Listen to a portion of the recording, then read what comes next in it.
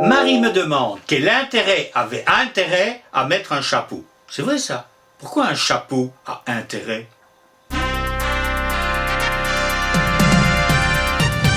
Le chapeau est le fruit d'une longue histoire.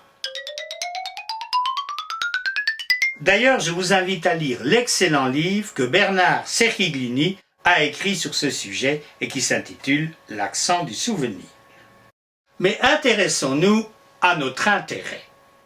En latin, inter, qui veut dire entre, et esse, qui veut dire être, ont donné le mot intéresser, qui signifie être entre, être parmi, et de là assister. Alors, d'assister à avoir de l'intérêt pour quelque chose, il n'y a qu'un pas qui sera vite franchi. Esse, à la troisième personne, se disait est, comme le il est français, sauf qu'il prononçait toutes les lettres. À la troisième personne, notre intéressé se disait interest. Au XIIIe siècle, on retrouve ce interest dans notre langue, mais sous la forme d'un nom.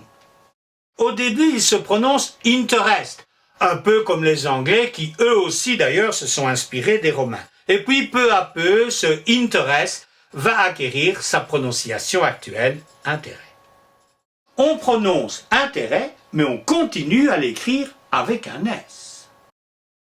Ce n'est qu'en 1740 que l'Académie suivra l'avis des imprimeurs et remplacera ce S par un chapeau.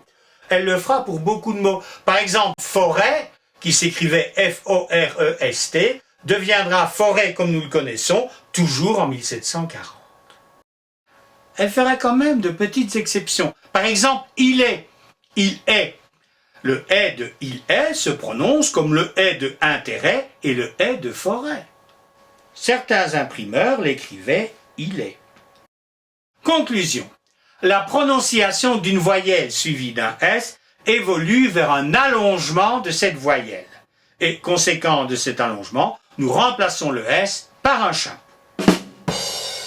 Comme il existe peu de podcasts datant du Moyen-Âge, il est difficile de savoir exactement quand on est passé de la prononciation interest à intérêt. Par contre, pour beaucoup de mots, on sait si c'est avant ou après 1066. Comment? Grâce aux Anglais. En effet, en 1066, des mots d'ancien français traversent la Manche dans les valises de Guillaume le Conquérant. Et les Anglais vont les retranscrire tels qu'ils les entendent.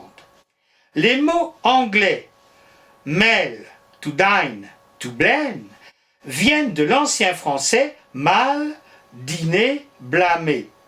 Mais comme il n'y a pas de S en anglais, on peut supposer que le S encore écrit en ancien français n'est plus prononcé. Par contre, beast, host, tempest viennent de l'ancien français best, host, tempest. Mais comme les Anglais prononcent encore ce S aujourd'hui, il est plus que probable que le S se prononçait encore en 1066.